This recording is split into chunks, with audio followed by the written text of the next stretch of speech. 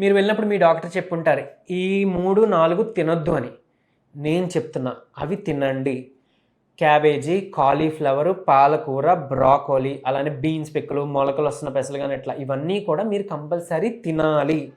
ఎందుకంటే అవి తినకపోవడం వల్లే లైఫ్ లాంగ్ మనం థైరాక్సిన్ మీద ఆధారపడాల్సి వస్తుంది. ఇవి తిన్న వాళ్ళలో నా పేషెంట్లో అట్లా 3 మంత్స్లోనే థైరాయిడ్ ట్యాబ్లెట్ అవి డోస్ తగ్గించడం ఆర్ పూర్తిగా ట్యాబ్లెట్ ఆపేసి చక్కగా లైఫ్ స్టైల్తో వాళ్ళు ఉన్న ఫుడ్ చేంజెస్తోనే థైరాయిడ్ కంట్రోల్ తెచ్చుకున్న వాళ్ళు బోల్డ్ అంతమంది ఉన్నారు. కాబట్టి చెప్తున్నా గుర్తుపెట్టుకోండి, కంపల్సరీ తినండి. ఇలా వారంలో ఉన్న 7 రోజులు ఒక 3 రోజులు ఇవే పెట్టుకోండి. క్యాబేజీ, కాలీఫ్లవరు, పాలకూర, బ్రోకోలీ ఇట్లాంటి ఈ 3-4 రోజులు పెట్టుకోండి. మిగిలిన 3-4 రోజులు మీ ఇష్టం.